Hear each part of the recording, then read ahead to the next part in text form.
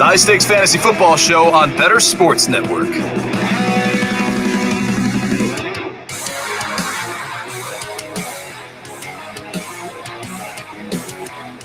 Happy NFL schedule release day, everybody. It is out.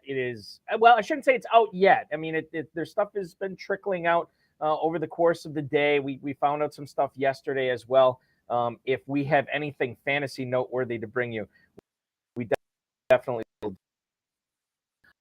Fantasy Football Show. Welcome in. I am from the Fantasy Football Players Championship, the High Stakes Fantasy Football Hour, and of course the RotoViz High Stakes Lowdown at Eric Balkman on Twitter if you want to connect with me there. We got a great show for you tonight. Before we get started, I do want to remind everybody that you can win $1 million in the inaugural Fantasy Pros Championship at just a $350 entry fee at myffpc.com. You can register by June 1st. Or if you want, I should say, if you want to register by June 1st, this tournament will be going on all summer. But if you do register by June 1st and draft by June 15th, you will get a free $35 league credit. You do it up to 3 times, you'll get up to 3 credits. So you're looking at well over $100 in free FFPC teams when you take your shot at the first ever $1 million grand prize in the Fantasy Pros Championship. This $350 tournament we've been doing for years is the first year that Fantasy Pros has partnered with us on it, and it's been awesome so far. It's going to be awesome all summer. It is officially your summer of drafting. You can also, if you're looking for some other action too, we have plenty of other redraft tournaments going on. We have the FFPC main event, $1 million grand, that's going on there. And that's something we offered for the first time last year. Here's why you want to sign up by the end of the month here. Sign up by May 31st, and then you will be entered into the illustrious Pros versus Joes drawing, where we will we will randomly pick 42 teams that register for the FFP by May 31st. And once we pick those names out of there, then you'll be randomly slotted to compete in a 12-team league with 5 other Joes like you, and then against 6 industry pros, many of whom you've seen on this show before too. So that is why you want to register for that, and you can win $1 million too. Do that at myffpc.com. Of course, the FFPC Best Ball Tournament is going on right now as well. $200,000 grand prize. You can win that there. Or if you want to just plunk down $35 in the Superflex Best Ball Tournament, we still have $50,000 up for grabs there. $125 entry in that FFPC Best Ball Tournament. If you want to play in those closed 12-team leagues, we totally get it. You can play in slow drafts, live drafts, sit and go best ball options, 30-second, 2-hour, 60-second, 6-hour timers, all at myffpc.com for all the drafts that you want to sign up for there. And you can play for as low as $5 there. So fantasy football for $5. You cannot beat that. We have a jam-packed show tonight, ladies and gentlemen.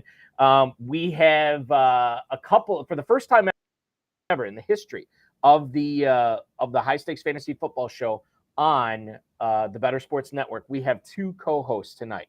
So coming up in the second hour, we have Scott Connor from Destination, also of him from Dynasty and Chill, the Dynasty and Chill podcast. He's also doing the Dynasty League football thing. So you can check out all of his Dynasty League content at DLF Football there. And we're going to be talking with him about how his FFPC rookie drafts have been going, how his Dynasty drafts have been going, and some other nuggets you should know about running your Dynasty teams. That's coming up in hour number 2. Before we get to him, I do want to talk about introducing our first guest co-host tonight, ladies and gentlemen, a NFL draft wunderkind, as it were, a guy who knows everything there is to know about the NFL draft and probably a little bit more. He is an NFL draft and college football analyst for Fantasy Pros and Betting Pros. You know him as an FSWA award winner. You follow him on Twitter at Thorku, making his debut here on the High Stakes Fantasy Football Show. It's Thor Nystrom. Thor, welcome in, man. Thanks, Eric. Thanks for having me. Good to be here. I'm excited to have you on, and I'm leading you off with some Viking stuff tonight.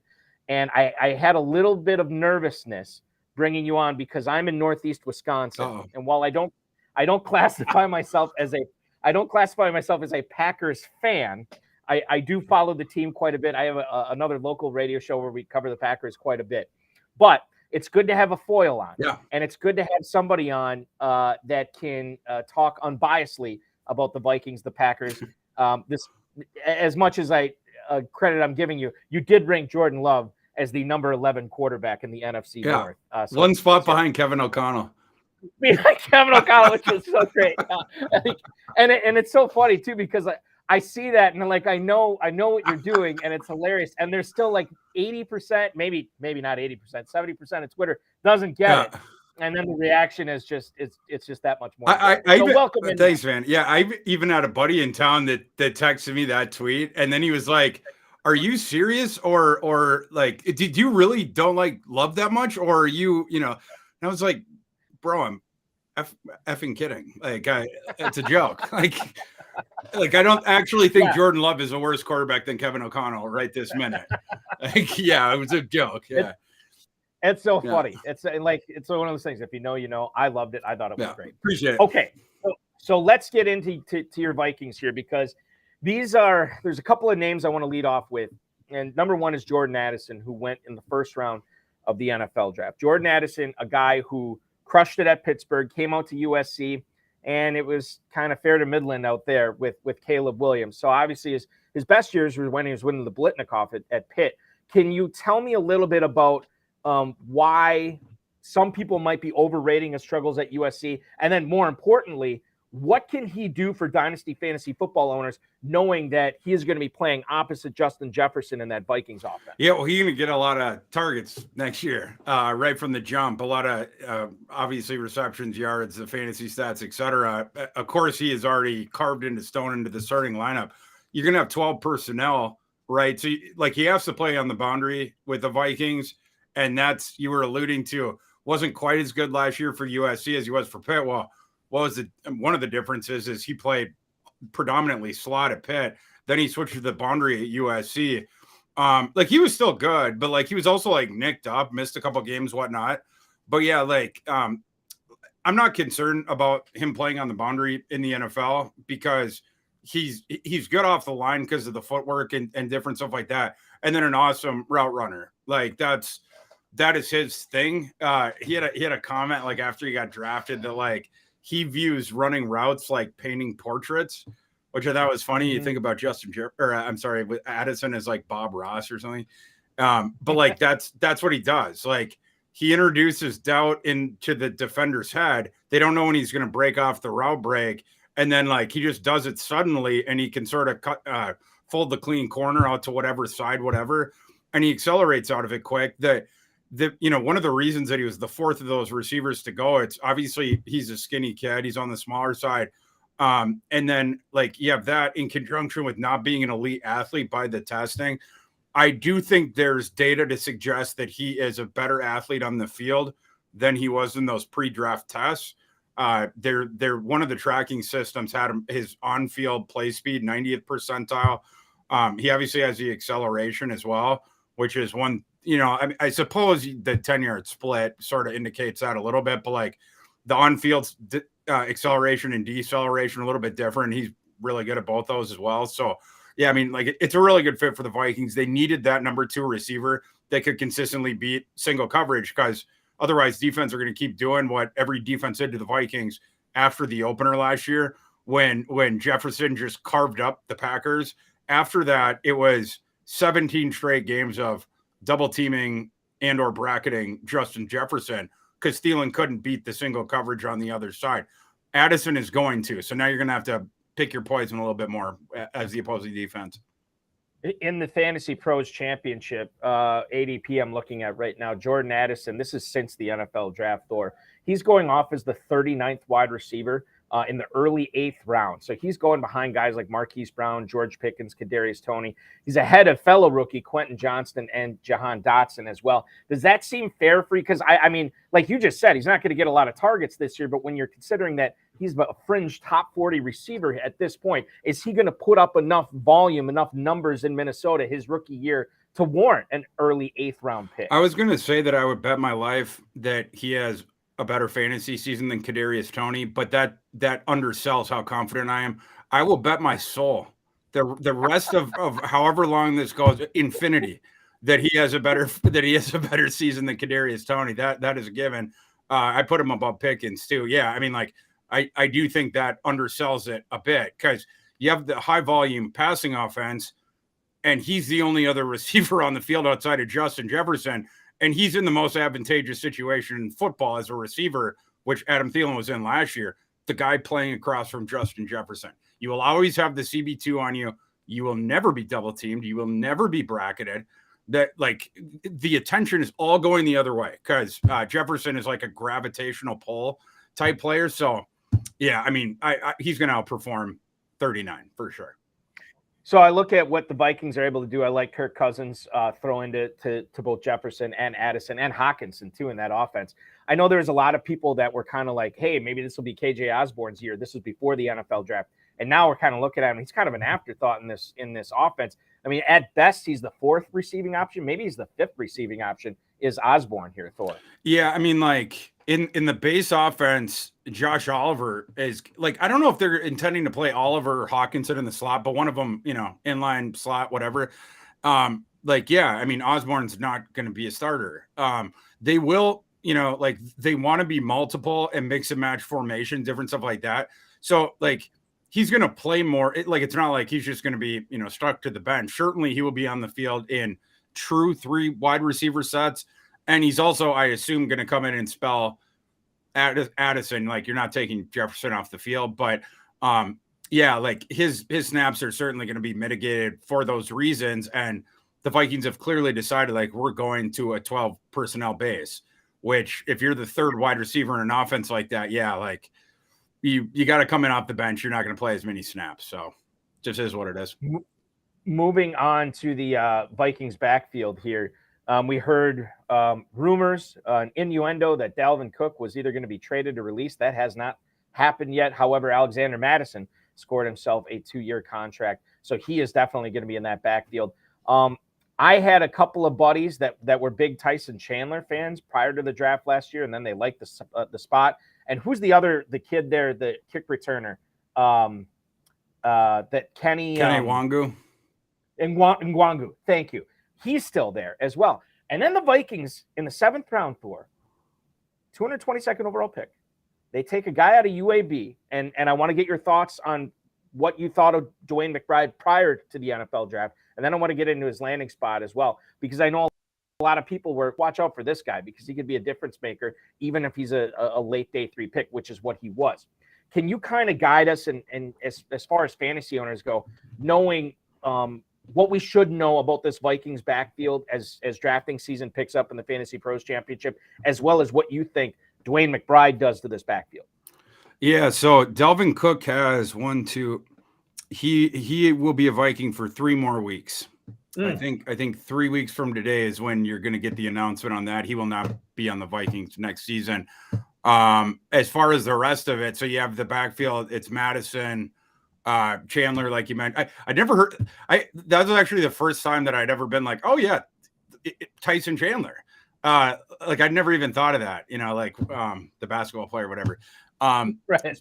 Like so, you got Chandler, and then it's going to be McBride. Like Wangu, he's on the roster for his return utility, and if one of these guys that they brought in, like UDFA, beats him out for they signed Malik Knowles from Kansas State, pretty good returner. They have a couple other guys that can do it. One of them beats him out. He even in the Delvin Cook less backfield, he would still be at risk of losing his job because that's what his utility is. But so you have the top 3 dudes. To your point about Danny McBride, he's going to play right away. To what degree that is still to be sorted out, but he is absolutely a sleeper for fantasy. Like people just don't realize it yet because they're like, oh, if Delvin Cook is not going to be on the roster next season. Don't even think about Delvin Cook. That's done. It's the 3 guys, Madison, Chandler, and McBride, and like you start to think about how those 3 guys' skill set works. Like when you're thinking about them together. I think McBride is the best early down grinder of those 3 guys. I think he's going to win that. I think he will win that job.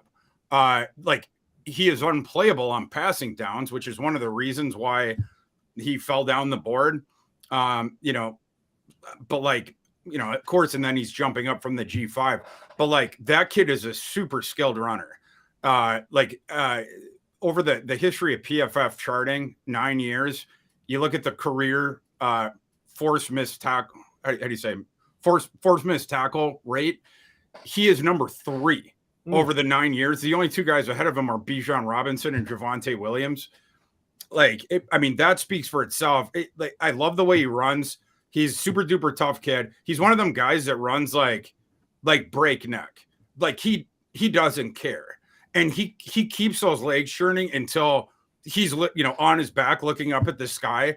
He has some of the funnest highlights that you'll see with that stuff. Like one play where he got flipped up in the air. He sort of flips feet overhead, somehow lands on his feet. And then the deep was what? And he ends up getting 4 or 5 more yards just because it was what the hell? But he has runs like that because he doesn't, it's like I said, it's just full speed at all times. Like the play strength, it's not like joystick agility, but he's one of those guys, hard cut, violent cut guy. And then one of those guys that can sort of change the angle of the defender, right on the doorstep to turn a flush, tackle attempt into an arm tackle attempt or an off angle attempt or whatever. He's going to run through that. So that's the stuff you like about him. The hands are the question with him. Again, I don't think he's playable on pass, literally, all hope dies here because it's not just that they didn't use him like that at UAB. There are anecdotal there's other reasons to suggest why that was the case. Namely, he has a fumbling problem. And so there's real reasons to believe that his hands are that's his sort of bugaboo or whatever. The ball security thing needs to improve.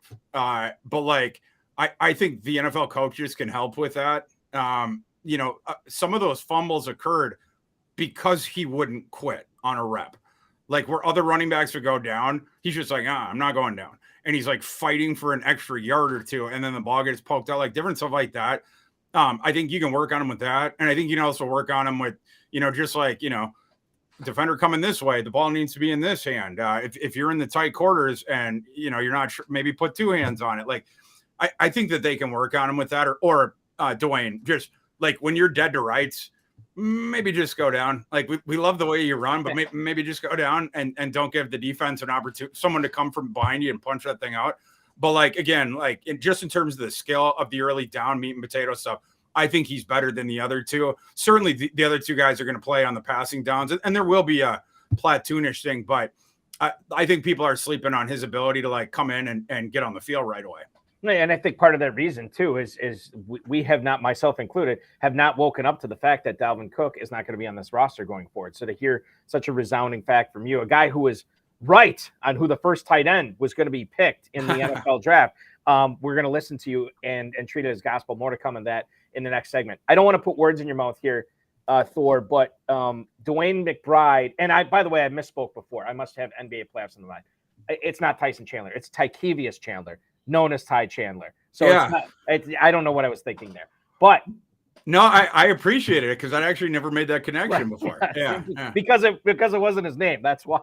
All right. Anyway, McBride is going in the 16th round of the Fantasy Pros Championship draft. He's a 65th running back off the board. Chandler is not being picked at all. And obviously in this format where it's full PPR, when you're looking at a late round running back, Thor, would you rather pick up McBride given that he is the best first and second down guy that they have? Or would you rather go for a pass catcher like Chandler? Madison is going, I'll look up his ADP in a second, but he's going way higher than both those guys. But as far as a late round sleeper for Vikings running backs, would you rather have McBride or Chandler late? I think I would rather have McBride. PPR complicates it just a bit. Because I do think Chandler is going to get some receiving work that McBride's not. But yeah, I think that McBride, I think he'll out-touch him next year. And certainly we're talking about the meat and potato stuff, but in that world, the post Delvin world, he's going to be the best goal line back too. So he gonna vulture that sort of stuff. I think I would take McBride over, and both those guys, especially being PPR with Chandler, both those guys are being I guess the public doesn't realize that Delvin Cook's not going to be on the team next year, but like they're both super or underrated in that thing. They should be going higher than that. Yeah. Also in the Fantasy Pros Championship, Alexander Madison is going at the 2-3 turn. Given what you've just shared about Chandler and McBride, would you be staying away from Madison given that price? Like the end of the second round? End of the second round, running back 18. That's where he's going right now. That seems rich. So you'd be staying away, which is fine. Yeah, that's like, but when you told me the other two guys, it was like, oh, I guess people just don't realize that Cook's going to be gone, but like, apparently they do because feels like they're super overrating Madison. Like Madison, he's certainly going to play, right? Like he's absolutely going to, and he's like, he had the down season with the receiving, but like that kid can catch. He's just not explosive, right? Like, so like, I don't care about the off season with the receiving. Like I trust his hands, he has long arms, big catch radius, whatnot. But like, I think I don't know. Like I wouldn't be viewing him as like the starter, even when Delvin Cook's not going to be on that roster, because I don't think Alexander Madison's not going to be like a bell cow. Like he's not a special back, like, I mean, he can do certain stuff, but like he's way better as a complimentary fella, which goes into my idea of like it'll be a platoon, but like McBride is, in my opinion, is going to win the early down stuff. So it's like, you're mixing and matching with some of the other stuff, but I just like, I know both those guys, well, all three of their games. I don't think that the other two are going to beat out McBride for that. Madison, in terms of that thing, is in my opinion, being overdrafted. All right, Thor. And now that I let you answer that question, I am totally off my game tonight. I was looking at the rookie free agent Dynasty ADP. So Madison, that's where he was going there in the leagues he was still a free agent in. The Fantasy Pros redraft championship, running back 32 at the middle of the eighth round, which is a little bit more palatable, a little bit more acceptable, and maybe you're on board with him at that price then, right? That's fairer. But still a little high. For me, it's just a little bit rich, even like with knowing that Delvin's gonna be gone, like, because I just think it's gonna be, and I think the way the Vikings want to do it and the way that all that sort of stuff, I think it's gonna be more of the straight timeshare. And I like Madison's the guy where I think he can do a little bit of the both, but like I don't know, there's just not one aspect of Madison's game where it's like, oh, he has to be this, like we got to get him on the field for the passing downs, or we have to get him on the field for the meat and potato stuff. Like, like again, like he's just okay, and he categorically lacks speed. So it's like, I hope the receiving thing turns around for him. That would certainly help next year, because that's that's something that they're going to need, whatnot. But I wouldn't even 32. For me, it would be more like with him maybe like late 30s. And then I'd have McBride way higher than he is, and probably Chandler a bit higher than he is. The better boss joining you and Mel Kiper Jr. as being Dwayne McBride fans. Says he always falls forward, good power, shifty enough. He loves him. Yeah, and we love Thor Nystrom as we are continuing our NFC North conversation here. I want to stay in the backfield, but let's shift to Chicago in rookie drafts right now. Roshan Johnson in the FFPC Dynasty rookie drafts was going off the board on average as the number 7 running back at the 204. Now, there's a narrative out there, and I can't remember where the report came right out of Chicago. I mean, it was Ryan Poles or somebody saying that, they don't want a bell cow situation in Chicago. Are you buying that, Thor? Are you buying that they don't want a bell cow, that they want to mix things up with Deontay Foreman and Khalil Herbert and Roshan Johnson? And if you're not buying it, who's the Bears running back to target? I'm not allowed to swear on this, am I? No, I would caution you against doing that. Yes. Frick, no, I'm not buying that. That's the exact same BS the Houston Texans were saying last year about, oh, we have Marlon Mack, we have Rex Burkhead, or whoever, and right? It was Rex Burkhead, the other on the Texans, right? Yeah. Mm-hmm. And like, oh, Damien's going to have to work in there. It's like, no, he's not. Like Dameon Pierce is better than those guys, and Roshan is better than these guys. It's funny. You find at the end of the day, the NFL teams prefer to play the better player. It's crazy, I know, but like It's a wild. It's a bold strategy, Cotton. Let's It see sure how it is. works out. Yeah, and like they can say whatever they want now, but like they're going to play the best guy. And if the skill sets are close and they're complementary, like I'm like with the Vikings, right? Like there's not one guy out of those three that we were just talking about where it's like, oh, this guy's way better than the other dudes, whatever, or even like like a legitimate step up like across the board, like in the different metrics of it, but like. Roshan is certainly better than the other two guys in everything but receiving. But very important caveat, he is a very good pass blocker. He is absolutely a better runner than the other two. That's no question. And he's a better pass blocker than them two. The receiving thing, like, yeah, if they want a running back who will be, running the routes on a specific concept, they're going to have to take him off the field. We didn't see much of that. I'm not super duper confident in that. With him, but yeah, like Roshan is going to be starting for them, and I think he can be a bell cow. We just didn't get to see it at Texas because he was stuck behind Bijan Robinson. That was kind of unfortunate for him, but certainly flashed. And the another thing that he has going for him is, and this is another thing Dameon Pierce had going for him. He had way less tread on the tires. In Roshan's case, it was because he was stuck behind a generational talent.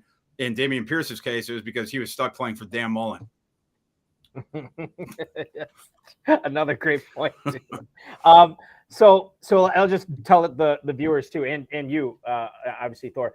You have Khalil Herbert being drafted as running back 33 at the 905. Then you have Roshan Johnson going off the board as running back 41 at the 1004. Deontay Foreman, running back 49 at the 1204. So none of them are being valued all that high, but clearly Roshan Johnson. And I think his ADP is going to creep up. I think people are going to catch a whiff of it. They're going to remember what the Texans said they were cooking back in last summer, and then realize it was a completely different souffle that they put on the table when the NFL season started. I think that's going to be the same dish that we're getting in Chicago. I want to get to one more NFC North point here before we move on. Jamir Gibbs and Sam LaPorta, especially the Gibbs pick on day one of the NFL draft, I think was the buzz of Dynasty fantasy football players. Couldn't believe that he went as high as he did, 12th overall. But I think now that shock has worn off us, and knowing what the Lions have now done with Gibbs and LaPorta, we have to move on to the new reality. And the new reality says that the Lions love Gibbs and the Lions love LaPorta because they made him the second tight end off the board. Now, as fantasy players, Thor, when we look at Gibbs and LaPorta, do we have to give these guys a bump up our rankings because we could see how much the Lions believe in them? With LaPorta, yeah. I mean, you haven't told me where they have him. I know he's going to be criminally underrated wherever it is. He should be going higher. Well, I can already say before I know the number. And I'll tell you this: Fantasy Pros Championship has the FFPC scoring, so it's tight end premium. Sam LaPorta, tight end 19. At the 1301, he is going behind Juwan Johnson, Tyler Higbee, and Irv Smith. God. He is going just ahead of Michael Mayer and Mike Gesicki. So, yeah, so you think, I mean, LaPorta all day, every day, as long as he's at that price. Yeah, he's going to be a top 10 fantasy tight end next year. Wow. Okay. Yeah, it just is what it is. He's going to get a lot of targets, and he's one of the best yak tight ends to enter the NFL over the last decade. And probably longer. I was mentioning the 9-year PFF charting era. During that time, LaPorta, last season, he had 20 forced missed tackles. That's top 5 all-time single season in the FBS in the PFF charting era. There's 131 FBS teams. That's a lot of tight ends that played. And that's where he blew everyone else out. He was number 1 in the nation by margin. Like, he's just awesome at that. And the other thing about him is he actually creates separation. Like, in the intermediate area, it is so difficult to stay with that kid because his sort of special sauce combination, he has agility with power. So and after the catch, he becomes like a tank that can drive like a Ferrari as far as like the moving around and stuff like that. And the vision too, he senses the bodies around him, and he takes really for a tight end unorthodox paths down the field. like where he'll cut back against the grain, or he'll like, slow down a little bit and set someone up, and then he'll jut another way. Like you just don't see that. And then sometimes it takes like 3 dudes to wrestle that guy down. So like you have all that stuff. And again, like you can get him the ball to facilitate that yak because he opens up the throwing windows because of that agility in the intermediate area. With him, like, I don't know why people were sleeping on him. He was my tight end 3 from the beginning of the process all the way through to the end. Turns out even I was a bit low on him. Mayer was my second one, but yeah, like that stuff just speaks for his. And to go back to that, like I don't know if like 1-to-1 he projects all the way to like in line, like every single play. He can certainly do it, and he certainly gives effort as a blocker. But like against the bigger NFL like power edges, not sure that I want him in line when the run concept is going that way. But like he gets after it. He takes care of everyone in the slot, in terms of that stuff. Mm-hmm. But like the other thing that maybe, I don't know, like that comes out of the awful offensive environment with Iowa, although all the market share stuff just absolutely dominated it. And then, so you have that or whatever. And then he doesn't go down the field as much. But like Iowa's offense stunk. So I can't necessarily be like, I don't, but like Dalton Kincaid's better at that stuff. But like, there's no tight end in this class that I prefer more than him as far as get this guy the ball in the intermediate area. He's going to throw the throwing window open for you and then just watch him go. Like he's going to give Jared Goff so many free yards just by breaking tackles after he gets the ball. He's going to have a really good, like he's going to open up a lot of people's eyes next year. And we'll get to see him in action. The first game of the NFL season against the Kansas City Chiefs Thursday night. Jamir Gibbs, last point I want to bring up here, running back 13 is where he's being drafted in the Fantasy Pros Championship.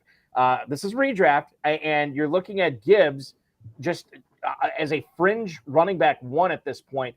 His ADP is at 309 right now. He's ahead of Travis Etienne, Kenneth Walker, and Aaron Jones. He's right behind Ramondre Stevenson and Najee Harris.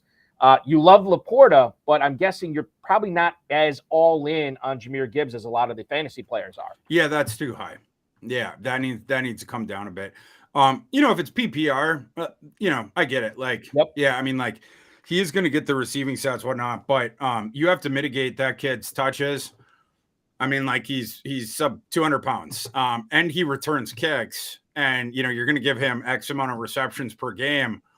There's just not many touches left for the rushing unless you want to risk his health. Unless, which for fantasy players, of course, he misses a bunch of games that hurts too. So like you need to keep those touches beneath 20. And like they already have the plan for that, right? Like they have David Montgomery there, whatnot. But like Montgomery is going to be like when they get in the red zone, or well, specifically like inside the 10, inside the 5, certainly, Jamir Gibbs ain't going to be in there. Like that, they're going to give the ball to David Montgomery every single time. The short yard stuff they're going to give them, the meat and potato stuff they're going to give to him. Like Jamir Gibbs is not great between the tackles. He's just not. But yeah, when he gets the ball in space, that's where it gets fun with him. And that's why you want to get him out in space as a receiver, different stuff like that. Certainly the running concepts outside the tackles, love that. But yeah, I mean, he's just not going to get a metric ton of touches. I don't think he gets a ton of touches inside the 10-yard line either. Like you said, he was going running back 13. It's running like 13, he's a platoon back his rookie season that will not get the touches near the goal line, and he will not have over 20 touches a game, like maybe in any game. So it's like that 13 is stupid. I'll tell you what's not stupid is listening to everything Thor Nystrom has to say on the High Stakes Fantasy Football Show here on the Better Sports Network. We're going to step out and take a quick 3-minute break. Come back. We're going to talk a little bit about the Baltimore Ravens offense now with more Zay Flowers. We're going to talk about how Thor knew Dalton Kincaid was going to be the first tight end going off the board of the NFL draft. And we're going to talk about that new Bryce Young to Jonathan Mingo connection in Carolina. Is there fantasy value there? Is there maybe not as much as we might think? That and more. He is Thor Nystrom from Fantasy Pros and Betting Pros. I'm Eric Balkman from the High Stakes Fantasy Football Hour.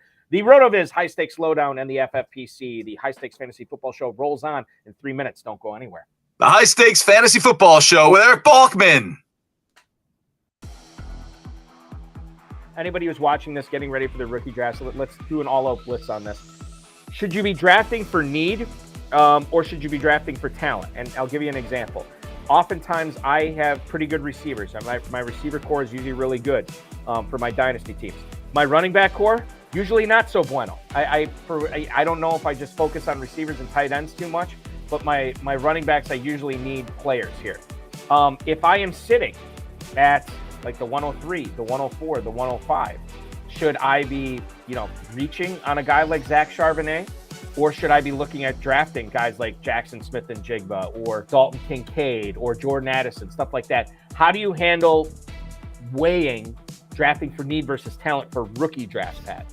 Generally, I think it makes sense to go with the talent and, like talent over need. And I do think, best ball drafts are a little differently because you can't make moves in season. But in managed leagues, whether it's redraft or dynasty, I think positional balance is like the most overrated thing in fantasy. You can make trades, go with the talent, go with the value on the draft board, and worry about positional balance later on. However you're invested in sports, from betting to fantasy, collectibles, and more, join our community on Better Sports Network.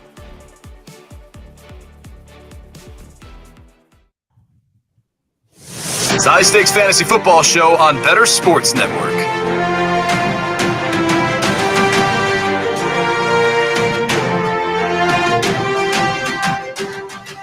Ladies and gentlemen, fantasy football best ball season is here. You can join a live draft and try to beat your favorite Fantasy Alarm analyst while talking about your picks and strategy live on the Better Sports Network. Sign up for a live draft on the Fantasy Alarm Discord today. Remember, you must have a Fantasy Alarm subscription to join, so visit fantasyalarm.com for subscription options, your dominance over the competition. I want to talk about the competition that is facing all the targets, or competition for targets that is facing all the major players in Baltimore. Lamar Jackson is back, and he's going to have Rashad Bateman, Mark Andrews, Odell Beckham, and the guy I want to talk about with Thor Nystrom from Fantasy Pros and Betting Pros right now is Zay Flowers. So let's talk a little bit about him. Number one, Thor, what you expect from him this first year in the NFL, and then obviously things could be different in 2024. And then I want you to talk about him from a dynasty perspective, what he does well and why we need to be paying attention to him for fantasy football purposes. Yeah, I'm definitely not as bullish on him fantasy-wise as a rookie as, say, Jordan Addison, who we know is going to get a ton of targets. With Zay, like Baltimore for years, they had one, maybe two starting caliber NFL receivers on their roster. This year they got four. And Todd Monken and the air raid system, they probably needed that. That's why they went with Zay, despite their other wide receiver acquisitions. But I'm not sure that he's going to be on the field every single play. I do think he's going to win a starting job, but I think he'll get spelled, whether it's by Aguilar or however they do it. And Zay can play both inside and outside. Seems likely that he will be the slot receiver, but yeah, I don't think he's going to play there 100% of the time. And just thinking about the targets and different stuff like that. In terms of, him against some of these other rookie receivers in their situation, I'd put him, maybe on the lower end of those top four guys for rookie season fantasy wise. And for dynasty purposes in FFP leagues, he is the number 4 receiver going behind Smith-Njigba, Addison, and Johnson. Is that the way you'd have it if you were playing in a dynasty league and just could own these guys forever? Would you rather have those 3 other receivers ahead of Flowers? I would. Yeah, that's exactly how I'd have it. Yeah, and I ranked Flowers above Addison in my draft rankings, but not by a ton on the overall board. It might have been 2 or 3 spots or whatever. But Addison is in such a better situation. That just sort of speaks for itself. I do like Zay, I like his game, the movement, especially. And again, I think he can play on the outside because of his footwork off the line, even though he's a smaller receiver, and he's really good at tracking the ball down the field for a smaller receiver. So those are, 2 things you look at in terms of that when it's could this smaller receiver project to the outside? So it gives him some versatility. In terms of that, but some mix and match stuff. But yeah, dynasty wise, that's exactly where I'd have him. I'd have him as wide receiver 4. Prior to the NFL draft, you said on the national airwaves that Dalton Kincaid was going to be the first tight end off the board. You were correct in that assumption. Number 1, how did you know it? Number 2, this is more of a long drawn out question. I know his blocking, some analysts have said it's suspect. I want to get your thoughts on that. And for fantasy players, you know, we don't necessarily care about blocking, but we do to a certain point, because if you can't block, you're going to be on the field less. You're also, when you are on the field, other teams are going to know that it's going to be a passing down. But with how good Kincaid is and how good of a receiver and pass catcher and route runner he is, does it even matter if his blocking is suspect? Your thoughts? Well, no, it does not. And his blocking is going to be fine. The reason why is he's a slot receiver. Like he can take care of the dude in the slot. What he can't do is you can't play him inline, right? Like even in the Pac-12, like, you know, it was like against the edge rushers there. It's like, it's a little precarious the times he did it. You just don't do it in the NFL, and he ain't going to do it there. People just they don't understand. They'll get it once they start to see him, in the NFL in the games or not. But like what he is, it's the Bills' number 2 wide receiver. He was that from the second Roger Goodell read his name off the card. He is their starting slot receiver, and he will be number 2 on that team in targets, receptions, receiving yards. And he might even be number 1 in touchdowns next season from day one. So that's what he is. He's the number 2 receiving option in that offense. And it's like his blocking against nickel defenders is way better than adequate. It's just you can't play him in line, but that's fine. That's why they have Dawson Knox. Like I saw people like after that, like, oh, the Bills, like, a luxury pick and taking a second tight end when you already have Dawson Knox. It's like, guys, you don't get it. They don't play the same position. Dawson Knox is the inline guy. Dalton Kincaid is now your starting slot receiver. And by the way, you can also play Kincaid on the outside when they want to do that. Like because he won there at Utah consistently when they were doing it. If you wanted, if Gabe Davis got injured, he actually might, like, you could actually just start him on the outside. Or you can just use it to spell him if you want to get Boise State kid Shakir. You want to get him in the game. You can do stuff like that, but the receiving skill with that kid is high level. The 5-6 years I've been doing this, he's the most skilled receiver that I've seen. And the hands, the vice grips, he just doesn't drop anything. And it does, like, as long as you get it anywhere in here, he's coming down with the ball. And it doesn't matter who is around him. If he gets his hands on it, he's coming down with it. So you have all that different stuff going for you. But yeah, like the receiving utility, really good. I mentioned with LaPorta, the only thing with his receiving utility is like, I don't know about the down in the field stuff. I don't really even care with him because you can just punt him with targets intermediate. He always gets open. Then he runs after the catch or whatnot. Kincaid, he'll beat you anywhere. He'll beat you short, he'll beat you intermediate, and he can absolutely beat you down the field. So yeah, people just need to sort of get their head off of the tight end designation.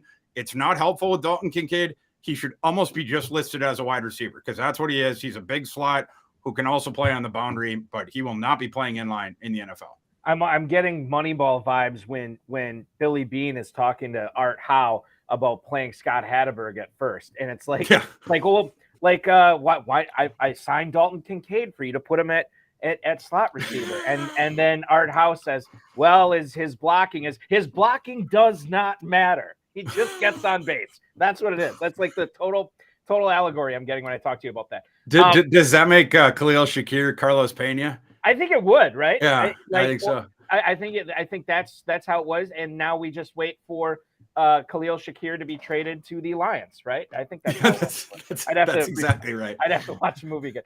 Okay, yeah. Let's move on and talk about the number 1 overall pick, Bryce Young. Everything I've read, everything I've heard, I shouldn't say everything, most everything I've read and heard, including from analysts like you, believe in the talent. He's going to be good.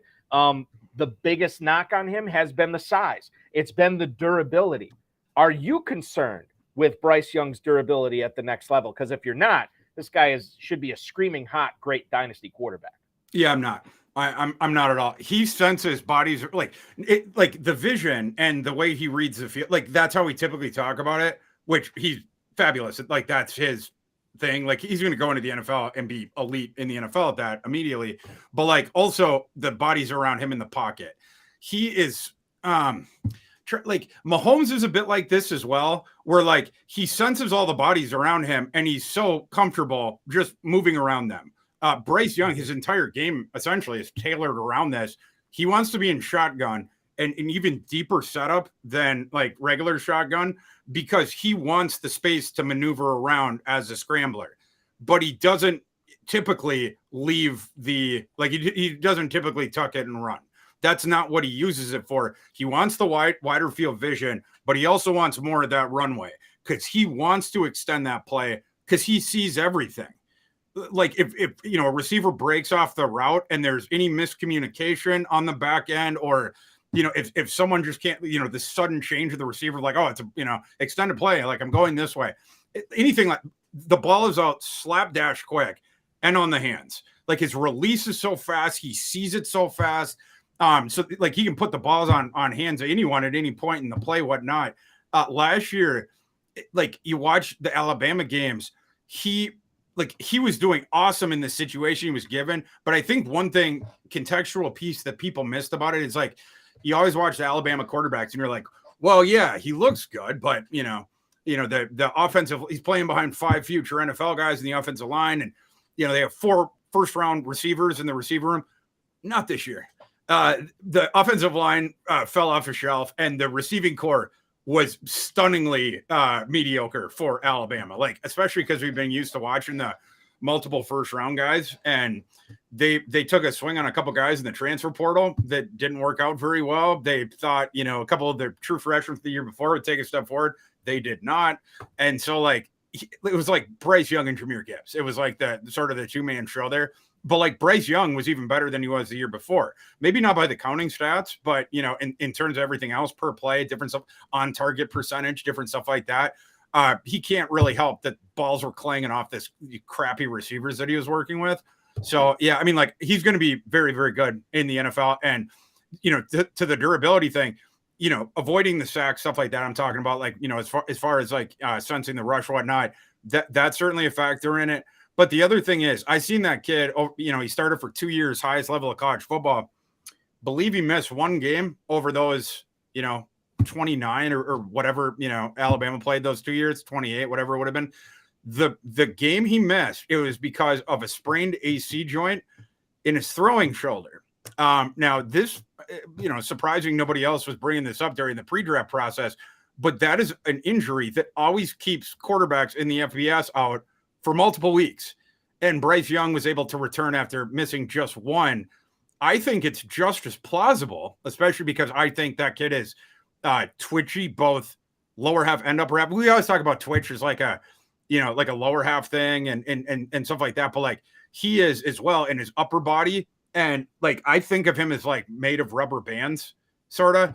And like, I sort of think that guy heals like Wolverine. Like that was my new working theory after he came back immediately from the AC joint thing, because you just seen it so many times over the years. Like kid gets that. It's like, yeah, he's out for a minimum 2 weeks, might be longer. But Bryce Young's like, yeah, I'll just skip the 1 and I'll come back. We're getting into Moneyball and Wolverine in like a 5-minute, time period. That's fantastic stuff, Thor.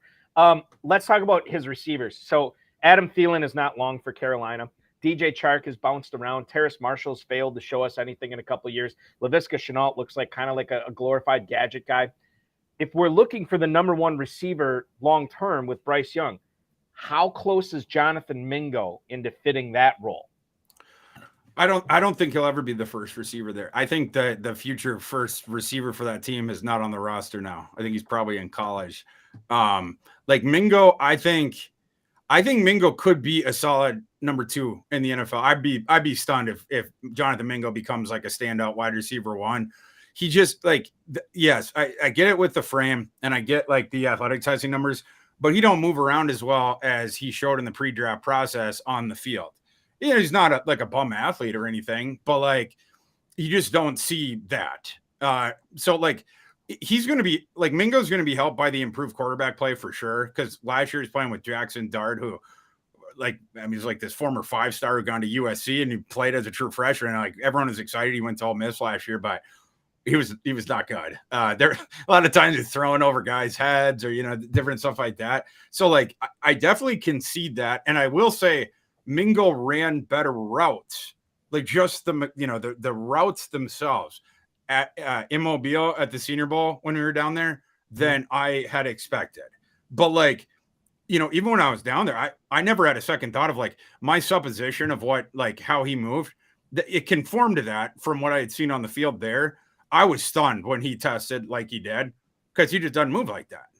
But I will say he's a bit of a better route runner than I'd given him credit for. But I'm not one of those guys that believes he's going to become like, standout wide receiver one in the NFL. But I think it's like, a possession number 2 guy that also has a utility to go down the field. Like didn't get as many opportunities with that because of Mr. Jackson Dart, but he can also win downfield. We've seen that. That's what I would view him at. Like hopefully he can become like a really good number 2 NFL receiver. But yeah, I don't see him as being like but they don't have any ones on the roster right now, right? It's this theoretical idea.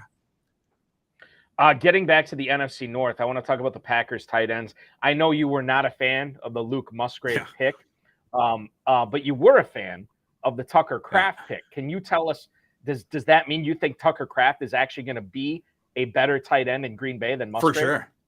Yeah. I absolutely think that. Musgrave only got drafted that high because his uncle is friggin' Bill, right? And then he had like the good testing numbers or whatever. But like, I mentioned before that Sam LaPorta had 20 forced missed tackles last season. You want to know how many Musgrave had over his entire career at Oregon State?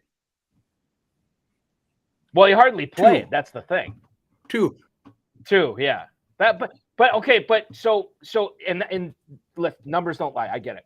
Are you looking? I mean, I guess I'm prognosticating a little bit here. I thought he was going to have a big final season there until he had the knee injury. I mean, again, super small sample size, 11 catches in 2 games. He left that second game hurt. Like to me, that was going to be his season.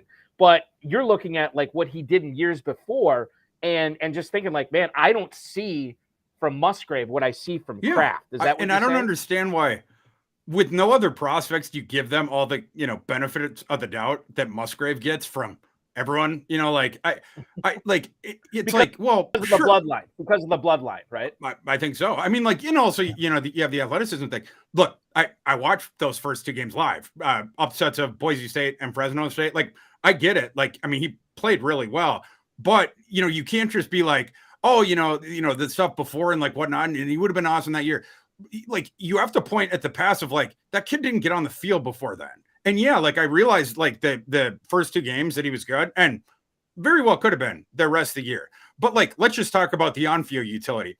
He has one like thing about his game that's very good that is a valuable trait in the NFL, which is I like his ability to get down the seam and like he like in terms of like body positioning, tracking the ball, and then like if he's towards the sidelines, like he's really crafty at like knowing where the sideline is and getting his feet in the right spot, different stuff like that. But that's about it. He is a terrible blocker. You can try to play him in line. He's going to get ragdolled by the power long guys out there. He does not change directions well at all. In the intermediate area, he doesn't create any separation whatsoever. So in the NFL, they're just going to be like, bro, we know what you want to do. You're going to try to go down the seam. And so we're going to sit back and we're going to get a head start on that. And if you want to try to do an intermediate thing, you change directions like the Suez Canal tugboat. Like I'll be able to jump that. Like, you're going to telegraph and I'll be able to jump it. And this is another reason why he didn't break any tackles. Like when he gets the ball, he's like this sort of big north-south target that isn't going to move off his spot whatsoever. So he takes some big hits when he's going down the field.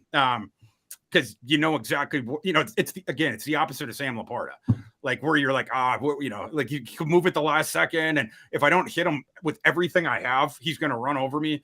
It is not the same with Musgrave. It's like, I know exactly where he's going to be. We're going to have a car crash right now. And he is going to go on the ground.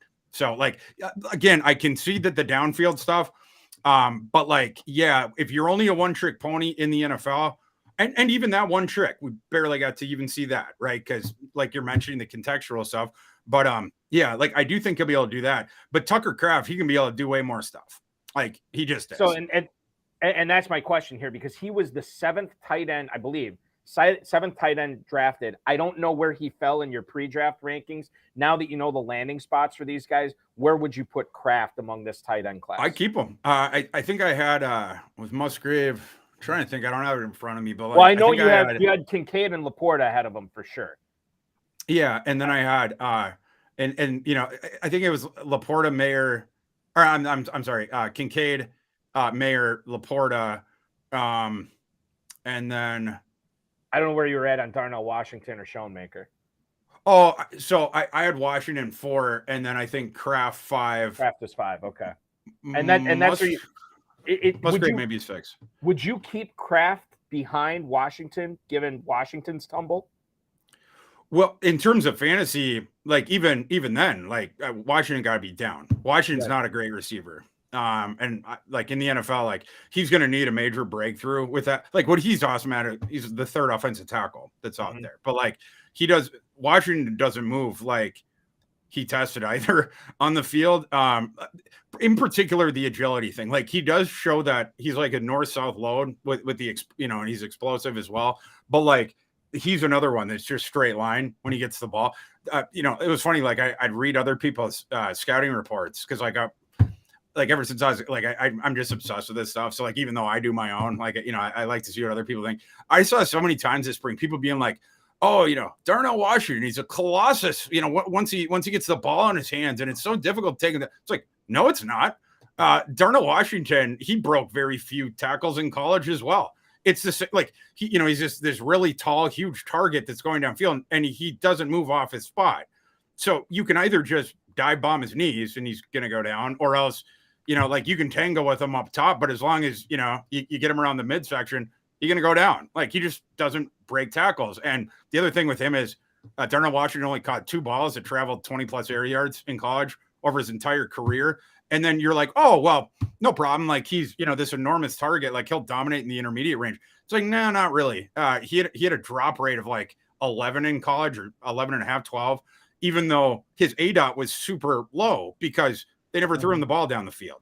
So like with him, it's like doesn't break tackles, iffy hands, doesn't win downfield, doesn't create any separation in the intermediate area. It's like, man, even as a safety blanket, it's like with him. But like, yeah, I mean, Tucker Kraft, Musgrave, certainly better receivers than him.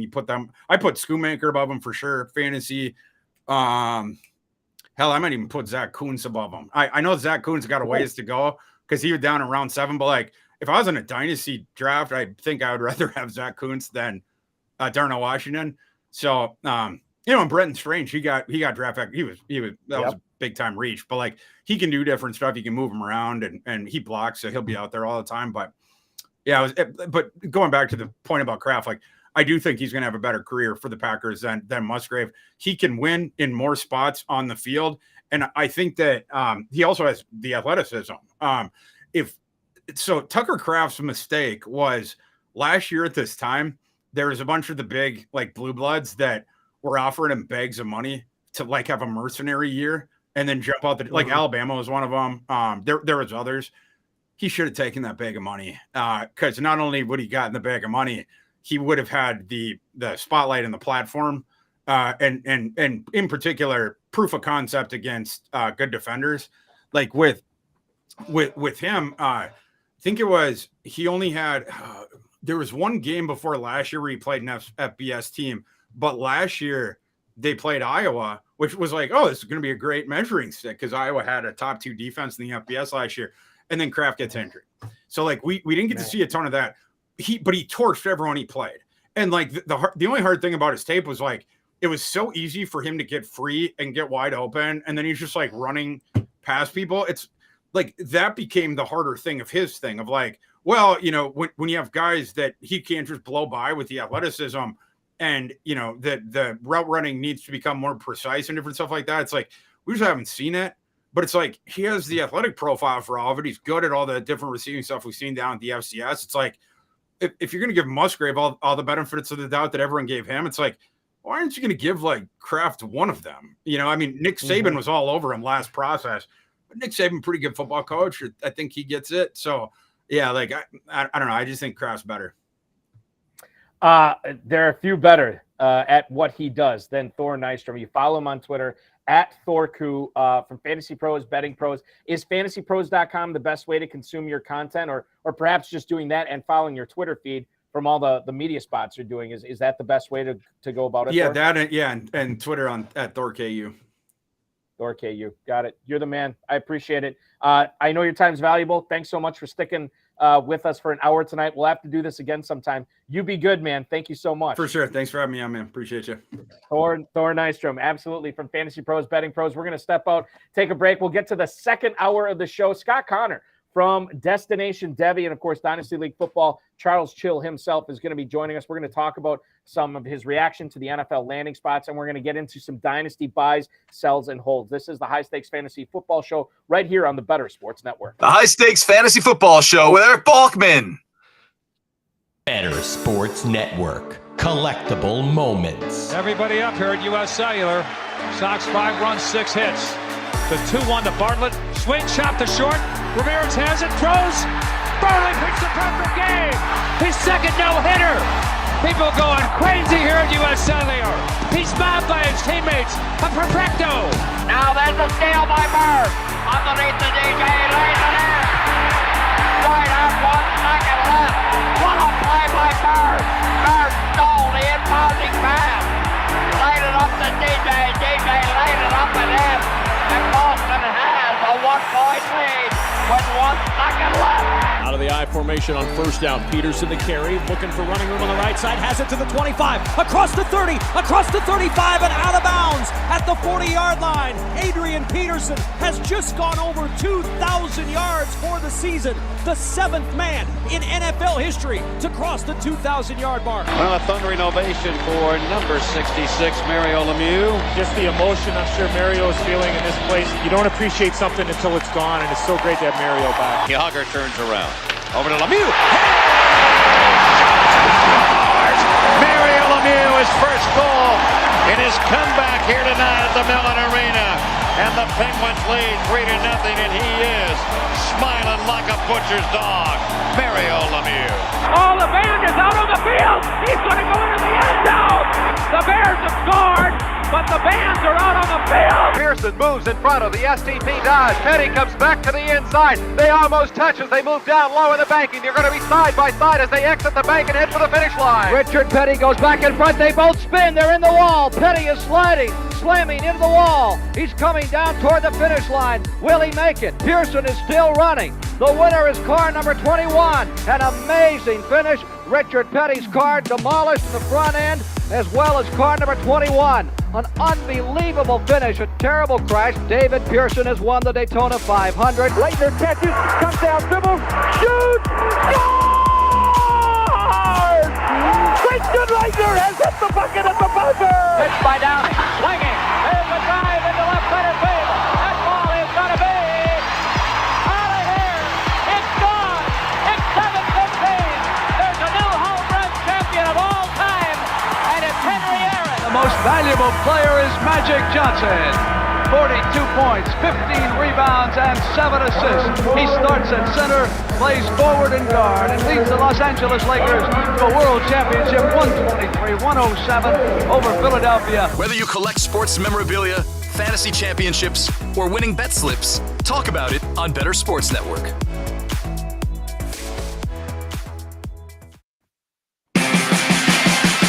It's the High Stakes Fantasy Football Show on Better Sports Network.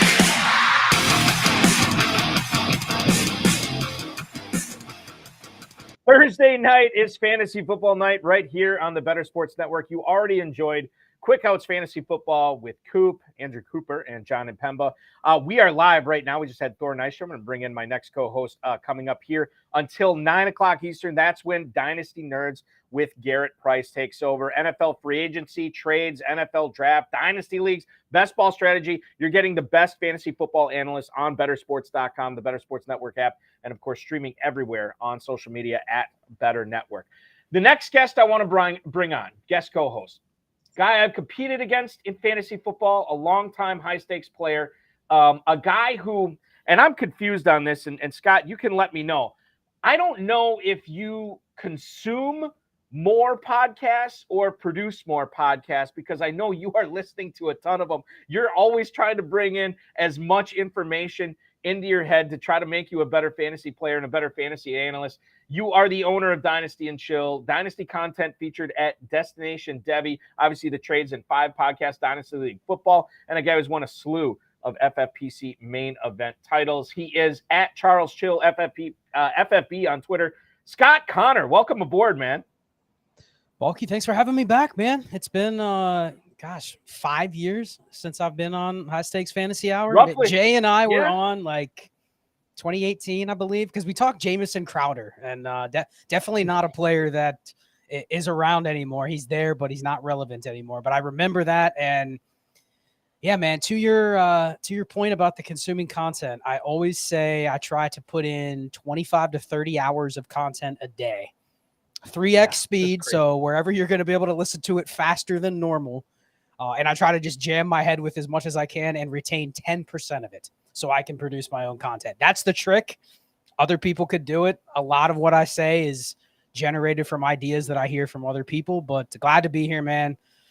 This is the best time of the Dynasty season, especially because draft just happened. I was saying I was in 20 rookie drafts last week at one point, 21 to be exact, at one time. So I have, 40 tabs open on my computer at all times with the tracker sheet going, okay, where am I at in this one? Because you don't want to miss, right? Like, doesn't it feel like if you're in drafts and it just goes by, you may not have a pick for a round, but you're not watching the board and you're leaving some meat on the bone because what if I could have traded in, or what if there was something available and I'm not paying attention because I have too many leagues. So I've really been diligent about taking this time to have every single one of them open, always looking at the chats, always looking at the boards, but it's been fun, but extremely hectic, but glad to be here. Yeah. Yeah, well, I'm glad to have you. And let me ask you this right up at the top. I've heard from some other high-stakes players. They felt like during their Dynasty rookie drafts this year, there was less trading during the draft. Did you also experience that? I don't know if there was less trading. There was less creative trading, meaning it felt like people knew what they wanted or they knew that they didn't want what was being offered or what was on the board. A lot of the trades I made were, quite frankly, just to get out and not have to make a pick. Getting out of ranges where I go, it makes no sense for me to add 5 players in this range of 15 picks in the draft. And then a lot of other ones, listen, depending on the format you're playing in, there were many times where I said, okay, I have super flex league without a heavy tight end premium. So I'm sitting here going, the only thing I ever want to draft is filler running backs or receivers or quarterbacks that hit certain draft capital. This year, those receivers and quarterbacks were gone in the first round.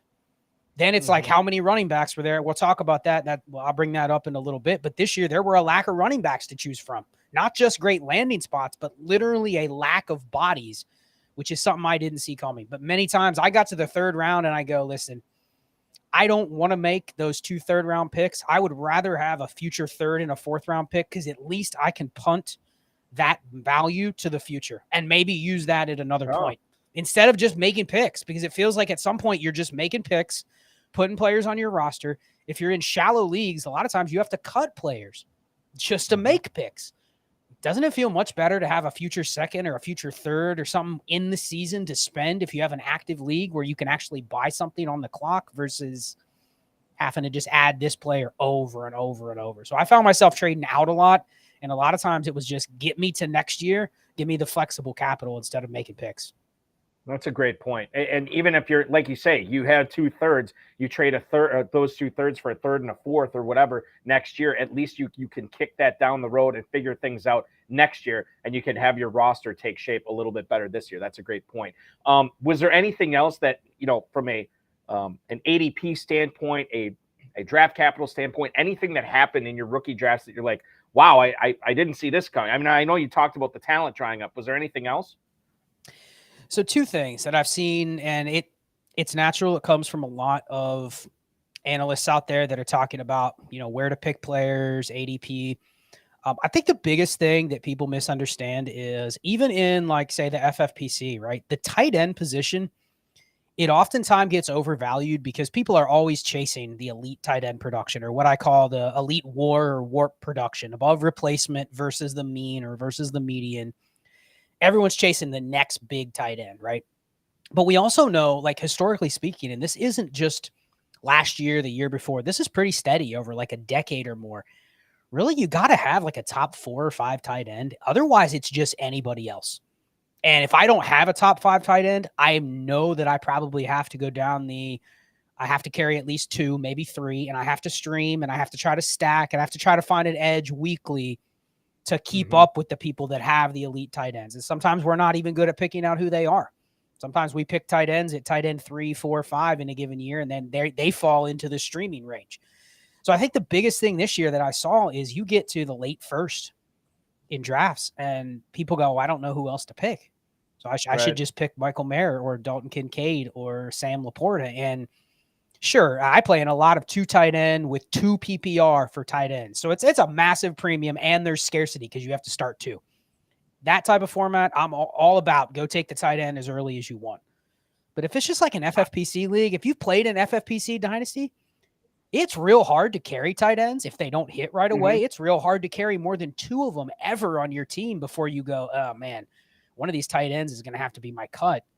And it just feels like if you're using a first-round pick, I caught the end of Thor's discussion about Tucker Kraft and Luke Musgrave.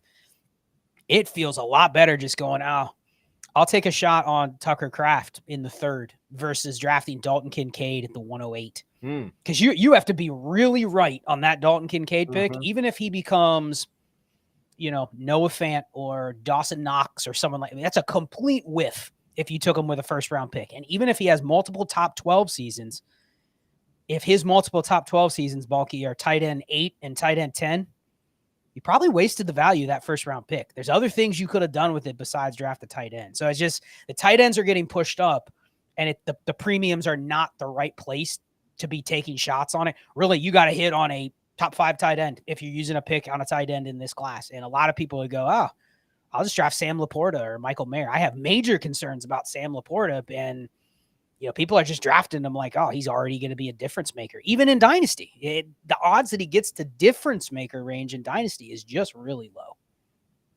I think one of the things that, and I'll share a story about this as we get later on, because following what your sort of philosophy is in rookie drafts, I actually changed one of my picks that I was going to make. And then I was reading some of your stuff. I'm like, you know what? I'm going to flip it and I'm going to go with somebody else. I'll tell more about that later. But running backs versus wide receivers in rookie drafts, to me, you see all these people draft as many wide receivers as possible because, they have the longest shelf life, and we'll see what happens there. Running backs, the NFL devalues them. I might as well devalue them as well. I think there's an interesting a twist that especially high-stakes dynasty owners like you have made in regards to how you draft running backs in rookie drafts versus how you draft wide receivers and how deep you're willing to go on wide receivers to formulate your rosters. Yeah, I think there's a misnomer with receivers, Balky, is you would say receivers have a quote-unquote longer shelf life, right? That's what the narrative seems to be. But I think really what it is good receivers have a long shelf life. Average receivers are receivers that just end up occupying a spot on a roster. Let's say you're one of the top 4 receivers on a team. You might have an average or even longer than average shelf life, but how much of it actually matters? Take a guy, I'll give you a perfect example. Joshua Palmer, right? Came in the league. He was a 3rd-round pick. Now, he didn't have the name coming into the league because nobody really thought he would be a 3rd-round pick.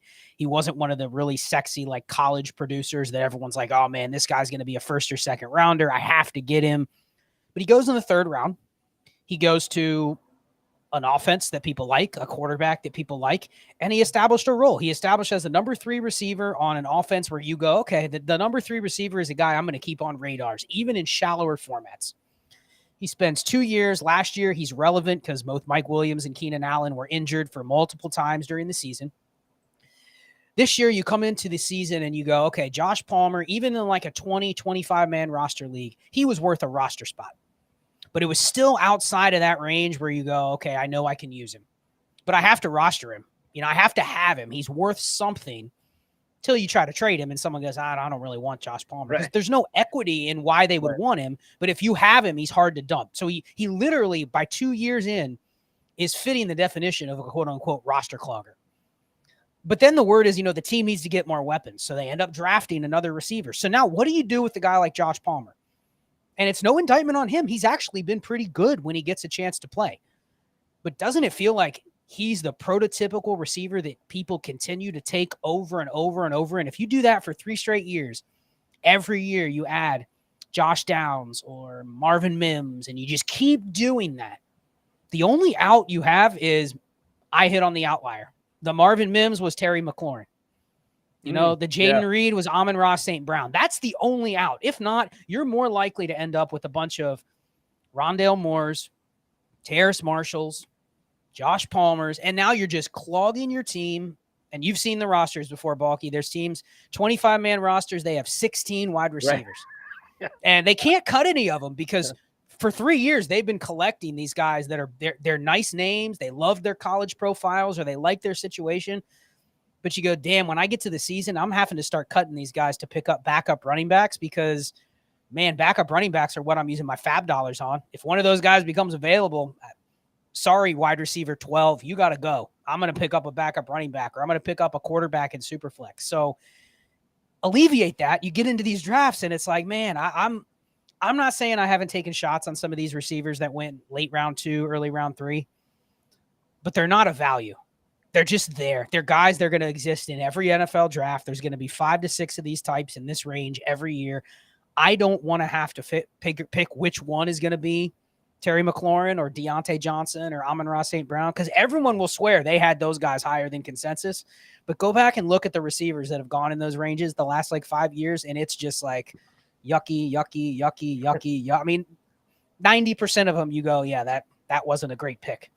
So in lieu of that, why not take the backup running backs already before they become the backup running backs? Now, sure, you're going to hit on some. You're going to hit on some Tyrion Davis Prices, some Ty Chandlers, where it's like, yeah, they're not even the backup running back, unfortunately.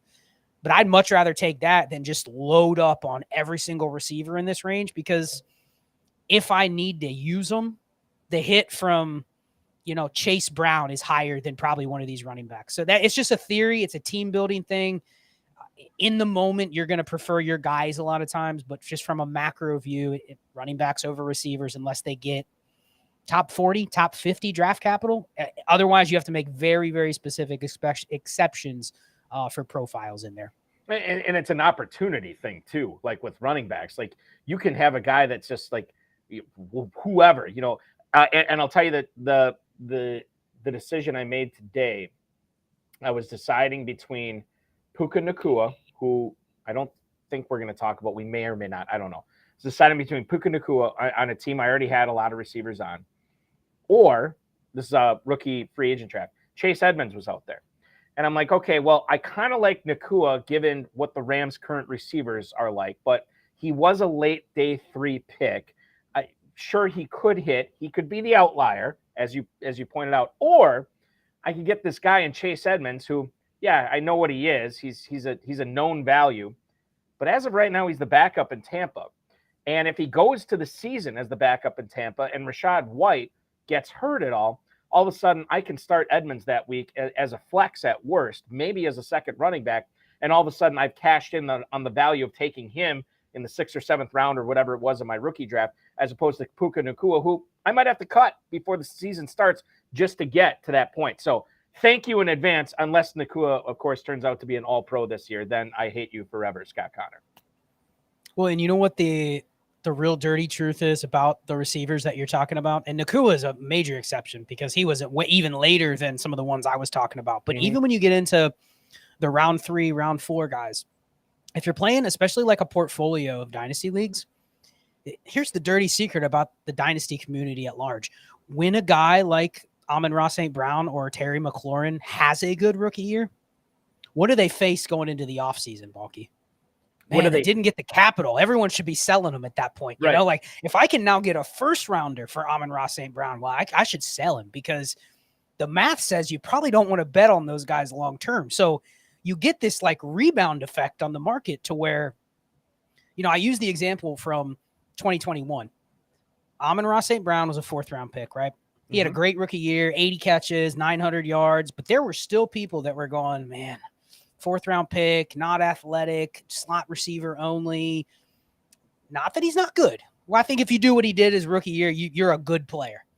But man, if you can get a first plus, like I'll re-roll, I'll take a first for him, Rashad Bateman would have put up those numbers, and it would have been like top 10 receiver in Dynasty. We knew it. We knew he was a stud. And that's just simply the preconceived notions of both of those players and then what they did in their rookie years. So that's the other thing is when one of these receivers that you may love Josh Downs, and you think he went to a great situation, he's going to be the only slot receiver in Indy. There's probably going to be a window to where even if he's good and you're shaking your head going, yeah, I was on that, like Thor, I was on him before the draft. That's my guy. There's going to be a window to be able to buy him because he's going to be faded just a little bit because of what he was going into the draft or what his draft capital ended up being. So it's weird. Like, I'm never scared that if I miss on one of these guys that I can't go buy a couple, and it's not going to cost me what it would cost me if this was a first round receiver that blew up. You can't buy Garrett Wilson or Chris Olave. They're very hard to buy unless you want to give up multiple first rounders. But somebody that was a third or fourth round pick, I can probably get for a first and a third, or there's going to be more of a willingness for people to bet against him even after that really good rookie year. So you can get shares of them. You just have to be patient. Let's talk players here. Tyjae Spears is a guy that I know a lot of people were on after the Senior Bowl. He falls into a situation in Tennessee where he's backing up Derrick Henry. I don't know if he has the prototypical size. Well, I know he doesn't have the prototypical size that you would want as an heir apparent to Henry. They still have Hassan Haskins there in Tennessee as well. Can you give us kind of your thoughts on how you treated Tyjae Spears in your Dynasty rookie draft, Scott? So in the drafts that started like the day of the NFL draft, I had some that were starting like Saturday night, Sunday morning. You had to react quickly. And I think in those, what you saw was Spears kind of just go off the board as RB 4, 5, 6, just kind of following the order that they got drafted. Then you got to like Monday or Tuesday and you started seeing the reports about the no ACL and he's not going to last long. And I've seen him fall behind Chase Brown in drafts. I've seen him fall behind all the other running backs that got drafted in round 3 and round 4, way behind Roshan Johnson in drafts. So now it's to a point where I'm like, I wasn't going after Tyjae Spears early on, but now I'm kind of like, I'm interested in him because the running backs that are drafted there where he was anywhere between literally round 3 and round 6, I don't care what their outlook is 2 years from now. I'm not drafting guys like that because I think I'm making a long-term investment.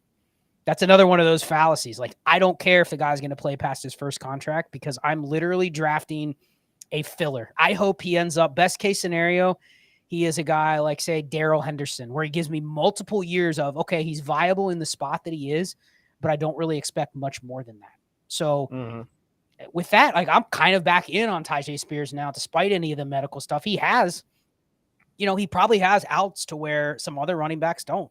There's still a world where they trade Henry. There's a world where they use him in a weird way that no one really expected because they don't have any receivers.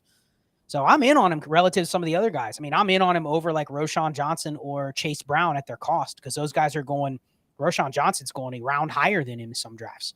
And even Chase Brown is a 5th-round pick. People just assume, he's going to step right in behind Mixon. And, what?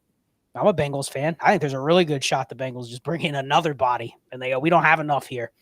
So I think he's a good value, and I don't care about the knee part. Like, if he gives me 2 years on my roster where – I have 6 to 8 chances throughout that 2-year period to maybe throw him in a lineup, that's worth what I'm spending on him. So that's my take. I really don't care about anything long-term with them. They're 1 to 2 year windows on these running backs. What do you make of a Sedated Fork who's hanging out in the YouTube chat right now? He just had the opportunity to draft Tyjae Spears, which he did, to go with his Derrick Henry, right? But then another owner in the league basically offered him a future first-round pick for the Tennessee backfield. Spears and Henry this year, at least. We don't know what it's going to look like in 2024. Would you have done that too, Scott? Would you have taken the first-round pick back in exchange for Henry and Spears? It's a fair offer. I think you're probably not ever getting more. I prefer actually to make deals like this. Like, I just made a deal where I traded Javonte Williams and a second for Samaje Perine in a first. And I'm just looking at it going like, all right, I don't really care about anything past this year. If Javonte Williams survives and he's a running back that's startable for me in 3 years, okay, I still got the insurance of that first-round pick back, but I'm basically just betting on short-term Perine versus Javonte. I'll take the bet short-term, give me the pick upgrade. So I'm okay with that deal. I would like to get probably the way I roster construct, I'd like to get a running back body back. I would actually prefer the Spears and a first for Derrick Henry, but he's obviously trying to get both of them to kind of protect himself. So the idea is good. I like getting running back bodies back. Anytime someone makes you an offer like that, where it's a draft pick for a player, give me a body and a draft pick, and I'll give you a player. And I'm getting the quote unquote leverage, where I'm just getting it could be Chase Edmonds.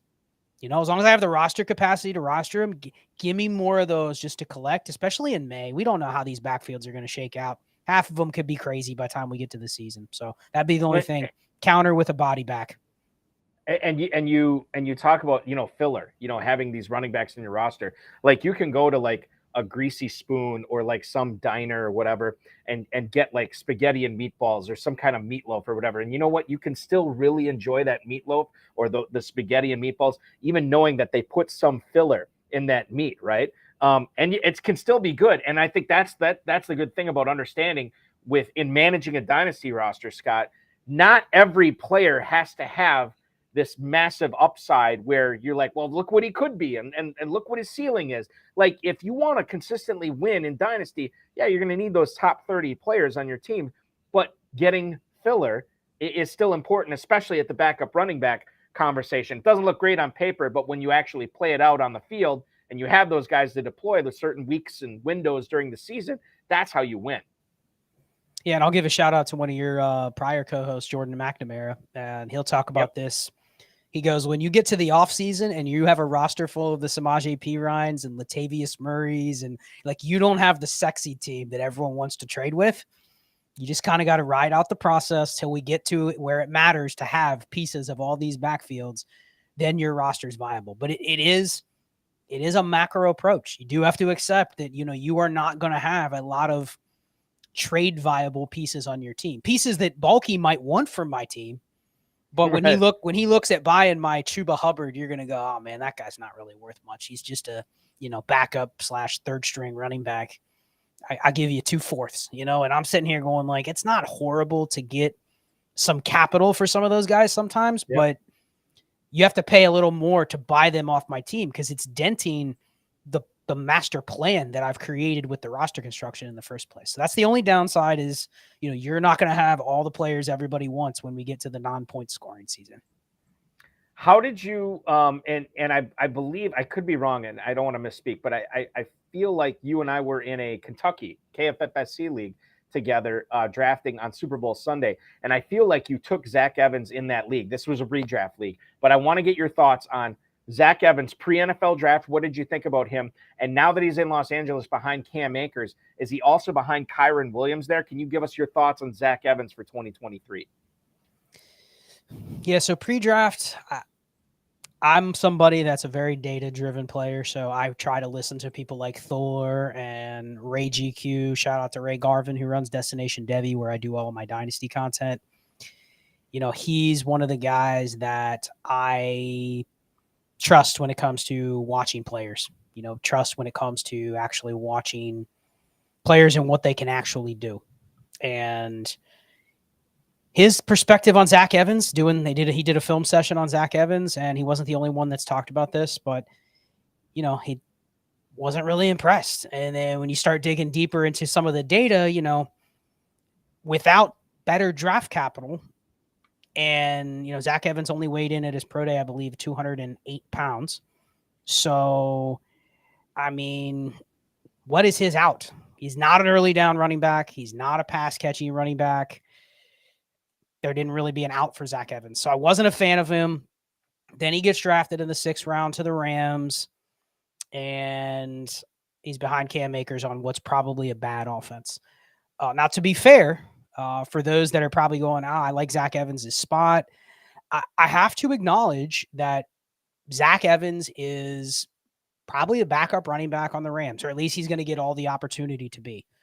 And I'm not lower on running backs that went in the 6th round versus running backs that went in the late 4th, 5th round. I mean, they're all the same to me. They're all entering training camp, entering the preseason with a shot. And all I'm looking for is, do they make a team? One of my hashtags is any running back on a 53-man roster. I'll roster in Dynasty.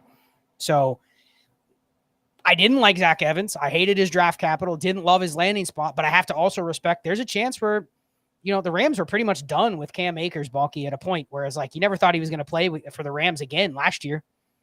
So why don't we see a world where Zach Evans gets a chance just to see what they have over the back half of the season? So I think you probably have to keep him on the radar with the backup running backs that you're even going to draft in redraft leagues. He still needs to be drafted, even if he ends up being the third running back. He's good enough to where if he gets a shot, I'm fine having him on roster. So I'll say I'm actually kind of higher on him now than I was pre-NFL draft because everyone else just faded him because he got 6th round draft capital on a bad team.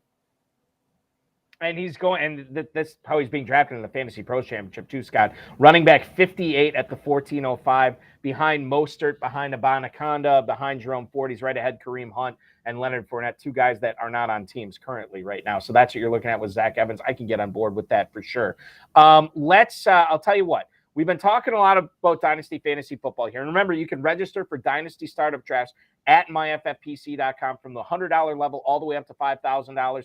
You compete against guys like Scott Connor. We've been doing Dynasty for nearly a decade, well over 1,200 leagues. I think it's over 1,300 now. Not a single one has ever folded. So if you're looking to play Dynasty 365 days a year, go to myffpc.com. When we return, I want to get Scott's thoughts on Rashee Rice in Kansas City. I also want to talk about, he does a great series, does Scott, for Dynasty League Football about buys, sells, and holds in Dynasty. I have several players I want to get his thoughts on, including DeAndre Swift, DJ Moore, Greg Dulcich as well. Just sort of the tight end situation in Denver in general. This is the High Stakes Fantasy Football Show on Fantasy Football Thursday on the Better Sports Network. He is Scott Connor at Charles Chill FFP from the Dynasty and Chill from Dynasty League Football. And, of course, Destination Devy. I'm Eric Balkman, HSFF Hour, RotoViz HSLD, the FFPC. We'll be back right after this. The High Stakes Fantasy Football Show with Eric Balkman. The Detroit Lions select Sam LaPorta, tight end, Iowa. Had to go with your boy Sam LaPorta there to pair with TJ Hawkinson. Sammy. I couldn't double down on rookie tight ends. I think that's taking it a little too far.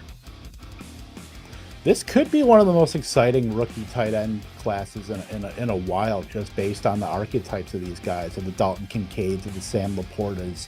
Obviously, Green Bay drafted 2 themselves with Tucker Kraft and Luke Musgrave. So after Kincaid, I would say is probably the consensus with tight ends. Who do you like as far as the best ball, end of best ball? Do you like LaPorta, or is there anybody else you like more? I do like LaPorta. We're looking for guys that can be a top 2 target on their team. So any path, any argument you could make, right? So you can make the argument that Dalton Kincaid is going to be a top 2 target with after Stephon Diggs. You can make an argument that with Jamison Williams suspended, now Sam LaPorta is just going to play straight up wide receiver. He looks like a wide receiver. Why can't he line up out wide at split end, right? It's like Marvin Jones and Amon-Ra St. Brown. I would also throw another name in the ring, and I don't mind, since we're doing this for the fans, for the kids. He's still on the board. Luke Musgrave on your Packers. They're not super loaded at wide receiver. We like the guy Reed they drafted, but you never know. So why can't Luke Musgrave be a big slot? In fact, they drafted 2 tight ends, Tucker Kraft and Luke Musgrave. Tucker Kraft is more of an inline guy. They might just go 2 tight ends right away. Tucker Kraft inline, Luke Musgrave in the slot. Why can't he be a target monster for Jordan Love? So those are the guys, those are the conditions that you need for a rookie tight end to succeed. They need to not only be the best pass catching tight end on the team, but a top 2 pass catcher on the team outright. That's how you get Kyle Pitts. Evan Ingram as a rookie was top 5 because Odell Beckham Jr. hurt his knee 4 weeks into the year. So that's the formula. We're looking for guys that can actually be a top target right away. Otherwise, we're playing the sit and wait long-term game, which is what you're doing with guys like Michael Mayer.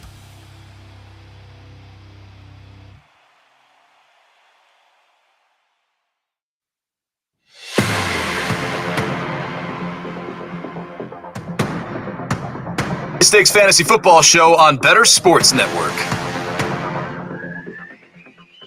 Attention, Better fans. You can have the Better Sports Network newsletter emailed to you every single day. The only place to get our daily Better Bet, plus exclusive offers, program alerts, special events, and, of course, our top moments. Register for free right now at bettersports.com. I am Eric Balkman from the FFPC, the High Stakes Fantasy Football Hour, the RotoViz High Stakes Lowdown, being joined tonight on the High Stakes Fantasy Football Show. Don't go anywhere, by the way. Garrett Price and Dynasty Nerds coming up right after we're done. It is Scott Connor at Charles Chill FFB. Then you're looking at Destination Devy for his content, Dynasty League Football as well. A Dynasty maven, great Dynasty mind. And if you needed any other proof from how deep Scott gets into the weeds with Dynasty Fantasy Football, just watch the last half hour. We had a lot of great stuff there. I want to kick things off before we get into sort of the veteran aspect of Dynasty Fantasy Football. The last thing I wanted to ask you about, Scott, was Rashee Rice over in Kansas City. Everybody kind of freaked out on again, I don't want to say everybody, but a lot of people freaked out on Twitter based on some rookie minicamp stuff that we saw, some video. Still got Kadarius Toney there, Sky Moore still there, Marquez Valdes-Scantling, and some guy named Travis Kelce. Is Rashee Rice going to be a thing in Dynasty Fantasy Football, or is he one of these receivers that you're kind of like looking at not drafting because of the draft capital? It's a loaded question, but the funny thing about Rashee Rice is, yes, he did get a little bit of a bump. Looking at the highlights, the early throw from Mahomes. I mean, everybody saw that, but we haven't seen the just absolute push up the board of Rashee Rice in a lot of leagues. At least I haven't seen it to where it's like, I don't care if he got drafted in the late second round, I'm putting him up into the first round of rookie drafts. I think people have kind of tempered that. I mean, we got burned by Mecole Hardman, Clyde Edwards-Helaire, Sky Moore. I think that Chiefs hype is probably more hype than it actually is substance at this point. And I've joked a couple times, like, you know, people are letting Rashee Rice fall into where he probably should go based on his draft capital. And he'll be the one that smashes. And we're just like, wow, we should have been taking him in the first round ahead of Jaden Reed, ahead of Jonathan Mingo, you know, those types of players that are typically going right around or even higher than where he is. So I'm not saying I'm in on him because he doesn't fit the criteria of what I look for. I really, Bulky, looking historically, I want a receiver that gets top 40 draft capital. And if they don't have that, I'm willing to make exceptions for early declare players and players that produced a ton in college. So this year it would be Marvin Mims, Josh Downs. Like those would be the two where I go, okay, I'm in 50 leagues. I'm going to make sure I get those guys in one or two, not five, not 10, you know, not taking them every time I'm on the clock and they're there, but a couple. But then you got, you know, Mingo, you got Tillman. I'm okay just kind of passing on those guys and betting on the back end. And if they're good, I'll wait to see if they're good, and then I'll buy back in. So, hey, I think the other thing to think about in Dynasty that people don't factor in a lot of times when they make picks, you know who the guys were pre-draft that had a lot of name cachet? The Kayshon Bouttes, the Sean Tuckers, the Zach Evans. People have been talking about those guys for 2+ years. So I don't care if they went and drafted where they did. If I can pick one of those guys at cost, like really cheap, I'll take them because all it's going to take is one Sean Tucker highlight run and people will take the undrafted free agent Bulky and they'll buy him from you. You probably can get a third round pick for him. All it takes is one play. A lot of other guys, you know, Puka Nacua, it's going to take a lot more for him to be worth somebody you can flip than Kayshon Boutte. So for that reason, there's a reason to draft him. And that could be the reason to take some shots on Rashee Rice. Like if he looks good in preseason, any reports of a connection with Mahomes, even if you don't want to ride it out to see if he's actually good, there's probably going to be a secondary market to sell him. So you got to get a couple shares, I think. Yeah, and especially if you're in that many leagues, yes, it makes perfect sense to try to get a player like that on a couple of them, as you pointed out. I want to get into your buy, sell, hold pieces that you've been writing for Dynasty League Football. DynastyLeagueFootball.com is where to find them. I want to center in as many players as we can here. I'm going to kick things off with the guy who started the NFL draft in Detroit and ended the NFL draft in Philadelphia. That's DeAndre Swift. No Miles Sanders there anymore. What do you think about Swift in Philly? What are you doing with him in Dynasty leagues? Yeah, it was a nice whirlwind for DeAndre Swift, right? From the Thursday when Gibbs got drafted to, if you have Swift, your hearts are broken and you're crushed. To by the time we get to Saturday morning, everyone's excited because now he has an even better landing spot than he did, you know, two days ago when he was third string running back on the Lions. So here's the thing with Swift. If you can leave what you think he should have been in the past and realize that he's probably not going to be a 20 opportunity a game player, that's never going to be him. He's actually really impressive. Like currently, if you take players that have played since 2016. Points per opportunity, so targets and rushes, he's third in the league. Guys ahead of him, Austin Eckler and Christian McCaffrey. So people go, oh, he looks a lot like those guys. Yeah, we don't treat him like that. We treat him like he's treated in Dynasty before this Philly trade like he was 1 foot out of the league. And instead it's like, man, this could be the next. I only need 12 to 14 opportunities. And that's not, I don't care if he rushes the ball. Give me 5-6 targets a game. If I can get 13 opportunities, which is right around what he averages for his career, actually 14.2 through his first 4 years or 3 years, I'm probably going to get top 20 running back production. Am I ever going to have a top 5 season out of him? No, because that usually requires efficiency, a lot of opportunity, and just sheer volume, a sheer workload. But I think, RB 10 to 15 is more than possible just based on his receiving game. So I think he's a buy. The only problem is he goes to Philly now, and people like that. Some people probably had more than they did before. So the buy window was 36 hours, where you could have maybe swooped in with like a second and a third and bought him. Now he goes to Philly, and people are trying to trade him for, mid-first. And I'm like, I'm not buying a running back at that price, especially one that I don't think has a top 5 ceiling. So it's I like him though. If you can get him like in a startup draft, if you can kind of build around him as like your RB2 or even RB1, I'm okay with it. I think he's undervalued and he's underrated for what he's done thus far in his career. I wonder if I can get, if I can look. Yeah. Okay. So I do have a decent sample size, 16 FFPC drafts here, Dynasty drafts. DeAndre Swift, running back 20 at the 602 in a startup. And you'd be on board with that price, right, Scott? Yeah, because I think some of the other guys you're going around that range, not that they probably can't put up the same numbers short term, but I could see him being somebody that kind of lingers in this range for longer than some of those other guys do. There's some guys like J.K. Dobbins. Yeah, I don't really want to bet on him probably more than 1 or 2 more years, So I think he's stable. It's just if you're chasing a guy that's going to get a ton of carries and have a 325 plus opportunity season, this is the wrong player. And that's what people hoped when he came out of Georgia, when he was a 2nd round pick. Not going to happen. If you can accept that, honestly, what's the difference between him and Tony Pollard? Now, Tony Pollard last year in Dallas versus Tony Pollard's like projected workload this year, it's a little different, but Tony Pollard historically and DeAndre Swift are basically the same player. Yet people love Tony Pollard and they're going, I don't know about Swift. Well, and there's expectations that went into that too, and certainly some draft capital where we've been chasing the Swift draft capital as Dynasty players for a while. Pollard is like, he's been so great because the people that picked him up in rookie drafts or what have you, they've seen that return on investment, threefold, fourfold, tenfold, whatever it's been.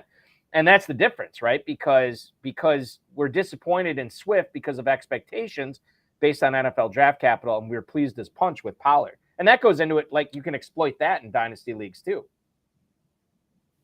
Yeah, for sure. I mean, you have to look for these players. I think with running backs, it's important to, in the past, we've been way too focused on volume, opportunity. And we've seen the NFL, the way they're going, most of these teams, their goal is to say, okay, we have X amount of opportunity for our running back room. We're going to probably try to split it up. Most teams are at least 2 ways, if not 3 ways. So I just want chunks of that. I want the good. If you tell me there's going to be one phenomenon, Balky, that doesn't get talked about a lot is over the last 3 years, we've slowly seen the rise of these players that are able to produce like in a points per game perspective in like the RB2 range. That number has increased the last 3 years. At the same time, the high-end production, you remember the days of David Johnson, Todd Gurley, Le'Veon Bell. They're putting up 25-plus points per game. That nobody can do that anymore. There's probably 2 or 3 players in the league that can do it, and it's Barkley, McCaffrey, and they need to stay healthy, and they need to play 80-90% of the snaps, and they need to get 350, 400 touches. Like, that's probably not realistic for a lot of the guys coming in, even Bijan Robinson. Like, it's probably not a realistic outcome. So you're seeing a lot more guys in this range where it's like, yeah, that player averaged 12 points per game. Now, how did he do it? Half the games he was the backup, or half the games he wasn't involved. But the other half, you were able to start him. You were able to spot start him. So within that big chunk of running back, RB 10 through 50, I want the efficient guys in that range. And Swift fits that criteria. So I don't want the guys I don't want the Brian Robinsons. Brian Robinson and DeAndre Swift's projection totals for this year probably aren't that far off. But you look at Brian Robinson on a per opportunity versus Swift, like I'll bet on the Swift 10 out of 10 times. Not even close. We've talked about having a short window focus in dynasty leagues, especially at running back today. What about for receiver? Because DeAndre Hopkins had the season last year where it was kind of, he got off to the late start because of the suspension. And now this year, he might get off to a late start. I don't know what your thoughts are. I haven't crunched the numbers on Colt McCoy and DeAndre Hopkins. But in dynasty leagues right now, knowing that he's not going to have Kyler Murray, or we don't think he's going to have Kyler Murray to begin the 2023 season, is he a buy, sell, or hold in dynasty for you, Scott Connor? I think at this point, now that the reports are he's not going to be traded, which we'll see. But I think that people are everyone's excited for where is he going to go? Is he going to go to Buffalo? Is he going to go to Kansas City? Is he going to go to one of these places where it's bad process to send a first-round pick for a 31-year-old receiver? But if he would have gone to the Chiefs, people would have been doing it. They would chase 1 year production, no questions asked, and a lot of people would have supported it. I think now that he's going to stay in Arizona, there's going to be some fatigue on that offense this year. And Balky, what if Kyler Murray does play and he can't run and he just throws it to DeAndre Hopkins a lot? Like, that's in the range of outcomes. And then also it's going to be a bad team. It probably is going to be a bad team. But I think because people are deflated that he's not getting traded, that's when I'll be willing to buy. And I'm willing to buy with the expectation of I don't care how long he lasts. I'm buying strictly for this year. I'm almost treating him like I don't have enough receivers to cover my flex positions for this season. I'm making a 1 year bet. I don't care what he is next year. I don't care how long his career lasts. It's the same as buying a running back, basically. So if I can get him for 2 second rounders or something like that, it's literally like renting a running back for 1 year. It's a sunk cost. I get the points or I don't get the points. Yeah. And anybody who's trying to rebuild and maybe wants to cash in on those picks, maybe that's who you target in your league. You got to see who has Hopkins, and if it's in a team in that spot, send out the offer. DJ Moore, I think, is on the flip side here. You don't like DJ Moore. I think he's a sell for you, right? So I've always liked DJ Moore, but I think the problem is you look at a lot of the advanced efficiency numbers with DJ Moore. He's always been better than what his fantasy production has been. And it's always, literally he's the poster child of, we just need to get him an efficient quarterback. That's it. Not even a good quarterback. If he would have played his whole career with Kirk Cousins or even a lower end like Derek Carr, Jimmy Garoppolo, he probably would have been even better for fantasy than what he's been. His numbers track very similarly to a lot of other receivers where you go, CeeDee Lamb, that's a really good receiver, but you put him and DJ Moore side by side, literally the difference has been CeeDee Lamb's had Dak Prescott and DJ Moore hasn't. Yet in Dynasty, one of them is wide receiver 3, and one of them is, oh man, let me sell him now because he changed teams. This is my opportunity to get out for the 5th year in a row. I think the problem is now his one move happened, right? He signed with the Panthers. That was deflating. Then he gets traded to the Bears, which I like the Bears offense, but it's not an efficient high volume offense. It doesn't check either one of those boxes. So I'm willing to bet against DJ Moore because there's a lot of other receivers that are in the same range that I can squint and say, I'd rather have Brandon Ayuk over DJ Moore. I could see a Brock Purdy offense being efficient, Brandon Ayuk easily outperforming DJ Moore. But I think they're very similar. Same with Jerry Jeudy. Those guys are kind of all in the same group, but he's already had his moments where his situation has changed. I don't see it changing again for a couple of years. So if he's top 20 receiver in terms of value, then I think he's a sell. I want to move on to tight ends here while we have some time. It's been interesting for Denver. We heard about Albert Okwuegbunam. This is going to be a guy to watch out for coming in 2021, right? And then Greg Dulcich gets drafted, and Greg Dulcich is there. Now we're hearing that maybe Sean Payton isn't the biggest fan of either one of those guys, especially Dulcich. He goes out and gets Adam Troutman. For Dynasty, for all 3 of those guys, how do you sort of approach that? And we're talking about guys that I know aren't normally on Dynasty rosters for you because of, especially shallow rosters. It's difficult to hold any of those guys on your roster. But maybe for FFPC Premium, people are finding a way to do it. Okwuegbunam, Dulcich, and Troutman, Scott. How do you handle those guys right now? I mean, I think the good news is Troutman and Alberto are pretty much like just throw-ins. A lot of times you can just pick them up or you can get them for nothing. Dulcich, I've been anti-Dulcich since the offseason because I think we get stuck in this trap to where the tight end landscape is so bad that we just automatically elevate the guys that are new that just came in last year. And to be fair, I will give the 2022 tight end class credit. We had like 6 or 7 rookie tight ends that came in and looked like they immediately belong in that like second or third tier of, okay, they're not top 8. They're not even, they may not even be top 10, but they're right on the fringe. Like you could argue there was 7 rookie tight ends last year, top 10 to 25 in terms of how you would tier them in Dynasty. But what happens is we elevate them and we go, oh, well, Greg Dulcich, at one point he was tight end 9 in Dynasty this year. And it's not because he deserved tight end 9. It's because you go down the line and you try to rank him and you go, there's nobody else to put there. So just bet against those guys. The track for a tight end isn't just, well, second year they have to get 20% better than they did year 1. And then year 3, they're going to get even better. And then year 5, he's going to be George Kittle.